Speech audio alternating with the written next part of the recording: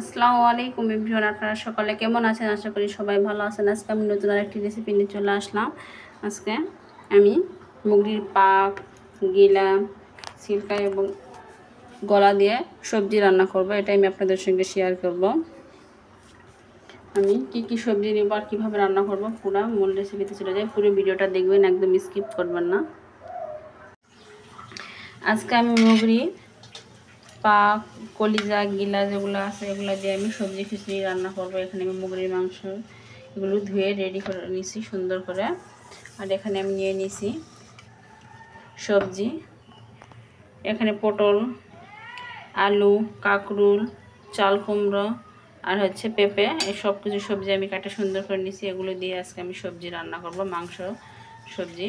আর এখানে আমি নিয়ে নিয়েছি পেঁয়াজ, রসুন, টমেটো, কাঁচামরিচ, ধনেপাতা। দেখুন মূল রেসিপি আমি কীভাবে করি। এখানে আমি একটা কড়াই বসায় নিছি। কড়াই আমি দিয়ে দিব সাদা তেল। এখন আমি দিয়ে দিব পেঁয়াজ, রসুন কুচি করা। পেঁয়াজ রসুন সুন্দর করে আমি এখন ভেজে নিব। পেঁয়াজগুলো হালকা ভাজা হয়ে আসছে। এখন আমি দিয়ে দিব দারচিনি, কালো এলাচ আর তেজপাতা। এখন দিয়ে দিব সাদা এলাচ আর দিয়ে দিব কয়েক জিরে ফোড়ন দিয়ে দিলাম। পেঁয়াজ হালকা ভাজা হয়ে আসছে। এখন আমি দিয়ে দিব আদা বাটা, 2 চামচ আদা বাটা। ভাজা জিরা দিলাম 8 চামচের মতো। আর দিয়ে দিব সামান্য একটু পানি, নইলে মশলাটা পুড়ে যাবে। আর দিয়ে দিব লবণ 1.5 চামচ দিলাম। ধনে গুঁড়া 1 চামচ, হলুদ, মরিচের গুঁড়া। এখন দিয়ে দিব কাঁচামরিচ, মরিচ গুঁড়া 1 চামচ দিছি আর কাঁচামরিচ দিয়ে দিলাম। আর রসুনটা বাটা দিলাম না, কারণ আস্ত রসুন আমি কুচি করে পেঁয়াজের সঙ্গে দিয়েছিলাম, দেখে বাটা রসুন দিলাম না। দেখুন আমার মশলাটি খুব সুন্দরভাবে কষানো হয়ে গেছে। এখন আমি মুরগির মাংসগুলো দিয়ে দিব। যে মুরগির মাংস দিয়ে দিবেন। এখন মশলা সাথে সুন্দর করে আমি কষাই নেবে, এক্সট্রা কোনো পানি অ্যাড করবো না। এখানে আমার মাংস হাফ সেদ্ধ হয়ে যাবে কষাইতে। মাংসের থেকে যে পানি বেরোবে পরবর্তীতে আমি সবজি দিব। সবজি দিয়ে সবজির পানিতে সেদ্ধ হয়ে যাবে। এই ভেজিটেবল চিকেন সবজির মধ্যে আমি এক্সট্রা কোনো পানি অ্যাড করবো না। এই যে দেখুন মাংসের মধ্যে আমি এক্সট্রা কোনো পানি দিচ্ছি না, মাংসের থেকে অনেকটা পানি বের হয়ে আসছে। এখানে আমি মাংসটা কষাই নেব।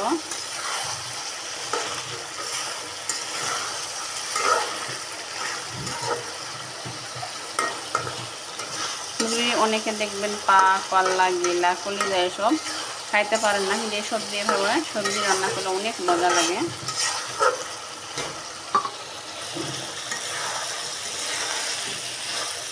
এই যে আমার মাংসটা সুন্দর করে কষানো হয়ে গেছে। এখন আমি কেটে রাখা সবজিগুলো দিয়ে দিব।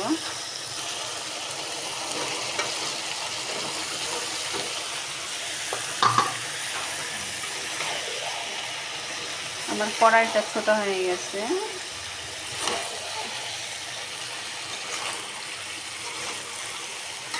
আমি এখনও কোনো পানি দেব না, দেখবেন সবজির মধ্যে থেকে পানি বেরোবে।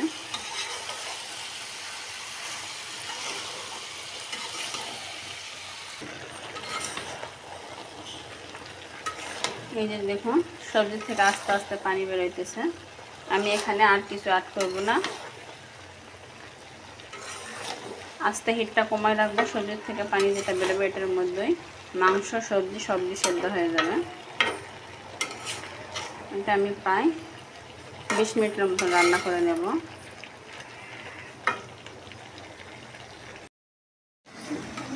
এই যে দেখুন সবজির পানির মধ্যে প্রায় সেদ্ধ হয়ে আসছে। আমি এখন দিয়ে দিব টমেটোটা বেশি আগে দিলে বেশি সেদ্ধ হয়ে যাবে। দেখুন করে দিলাম টমেটো, ধনেপাতা কুচি দিয়ে দিলাম।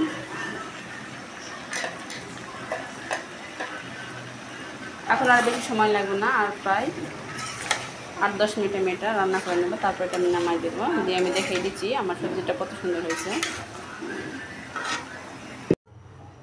এই যে এখন আমার সবজিটা হয়ে আসছে।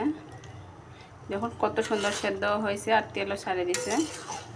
এখন এটা আমি নামিয়ে নিব। নামিয়ে নিয়ে আমি পরিবেশন করে দেখিয়ে দিচ্ছি আমার সবজিটা রান্না কতটা সুন্দর ও লোভনীয় হয়েছে।